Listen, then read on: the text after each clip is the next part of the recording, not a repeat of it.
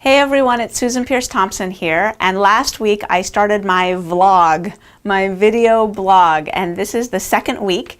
And at the end of the video last week I said that if you had any questions you could send them in and I would answer them on the weekly blog. So Andrea from Maryland wrote in with this excellent question. She says, I find myself fantasizing every now and then about the meal I will have when I reach goal weight. So just so you know, Andrea's in the Bright Line Eating Bootcamp. She's losing her weight, and now she's fantasizing about the meal that she's going to have when she reaches goal weight.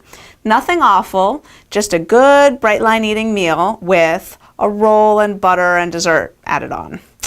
I'm thinking Susan will say this means I'm not free, as in happy, thin, and free, right?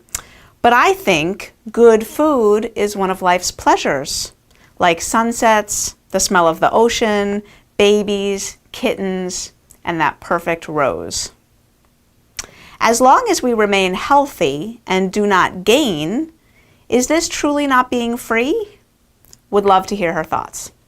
So, Andrea, I do have some thoughts about this. And my thoughts are that if it works for you, then power to ya. So I am all for people eating whatever they want to eat and not gaining weight and remaining happy, thin, and free. That's awesome. And there are people who can do that. These tend to be people who are lower on the susceptibility scale. The higher you get on the susceptibility scale, the less likely it is that when you get to goal weight, starting to introduce bread with butter and dessert is going to work for you. I know it didn't work for me. So about 9 years after I'd taken off all my excess weight and had kept it off for all those years, I decided to try exactly that experiment. And I did it very conscientiously. I deliberately decided to introduce those foods back into my diet. And I gotta tell you, it didn't work. It didn't blow up in my face like a great big bomb. I didn't gain, a gazillion pounds overnight or anything like that. What happened was it slowly started to unravel everything. I did start to gain a little bit of weight, so I went from like a size 4 to a size 6. So it's not the end of the world. And I was prepared to maybe gain a little bit of weight. But then what happened is I realized, well, I'm not really prepared to gain a lot more weight than this. So then the control rigmarole started, where I was thinking, okay, I'm going to a party tonight and I'll probably want to eat a little bit of extra, so I need to eat a lot less all day today because I know I'm going to eat a bunch tonight. And that sort of thinking started to really take over my life, where I was always trying to adjust my eating here or compensate over there, and then sometimes what would happen is I would get some sugar into my system and I wouldn't be able to stop eating it, and I would have a full-on massive binge. And after eating like that, I wasn't able to function for a day or two because processing all that sugar was so hard on my body. I wasn't able to get up in the morning to meditate or exercise, so my routine started to get thrown off. And the mental insanity of thinking, what have I eaten? What have I not eaten? Can I afford to eat this? Am I going to make an exception tonight? Am I not going to make an exception? Because let's be frank, a meal with a roll and butter and dessert, an opportunity like that comes along, about every day, right? Or more significant major exceptions, maybe once a week, where there's some sort of event or some sort of thing that you really might like to indulge at. And you start to add those things up, and the odds that you're going to stay slender after having lost all that weight after you reintroduce those foods, they're pretty slim. Now, I just want to remind you that according to the best available scientific data, 1/100th of 1% of people who are very overweight ever lose all their excess weight and keep it off for a decade or more. It's 1% of people lose all their excess weight, and then 1/100th of those actually keep it off for 10 years or more. The data are really clear on this.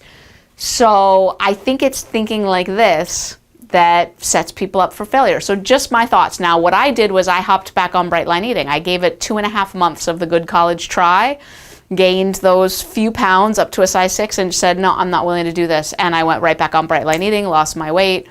And, now it's like 3 years later and I'm still back at my size 4s. So here's what I want to propose to you, Andrea, because I don't actually think that the fact that you're having these thoughts means that you're not free. I think thinking like this is an opportunity to decide what you want to do with that thought. Thoughts like that land on my shoulder all the time, like a little butterfly. And then my choice is to fondle them, nurture them, invite them into the house and make them a pet, or not, let's not call them a butterfly, let's call them a fly or a mosquito or a maggot or something you don't want on your shoulder. Like those thoughts, we're not responsible for those thoughts. What we're responsible for is the actions that follow and whether we decide to dwell on those thoughts or own them. So what I choose to do when thoughts like that come into my mind is I choose to say, I can have dessert and a roll later. What I can't do is have it today. I choose today to do bright line eating. And I choose it on a one day at a time basis. And as long as I focus on today, what I find is that the benefits that I'm getting from doing bright line eating always outweigh the potential desire to eat whatever that is today. Now tomorrow I might make a different choice, but for today I'm eating in a way that feels congruent with my values. It makes me feel great in my body. I have the figure that I want to have, and for today that's worth it, and I can make a different choice tomorrow. But I'll also tell you that I came to my perspective on all this through a lot of pain and regaining my weight a lot of times out there before I found bright line eating. So I never deny anyone their research. If you want to get to goal weight and go have those foods, I'm not the bright line eating police. Like, go do it, right? See what happens and see if you stay free. I don't think it's that thought that makes you not free. I think it's the thoughts that would follow having that dessert in the weeks and months that would come after that would make you not free. That's my guess.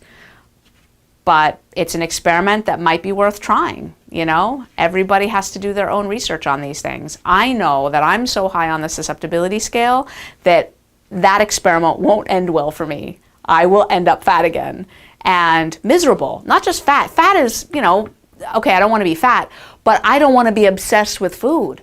I don't want to be thinking about what I've eaten or not eaten, whether I'm on my plan or off my plan, if I have to eat less now because I'm going to eat more later, if I have to eat less now because I ate a lot last night, or I don't want to be having those thoughts anymore. That's crazy making to me.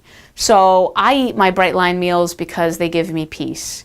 And maybe by the time you get down to goal weight, your life will have improved so much, your health will have improved so much, that what will feel like a sunset and a kitten and a rose to you will be sitting down to another bright line meal and feeling grateful for being happy, thin, and free.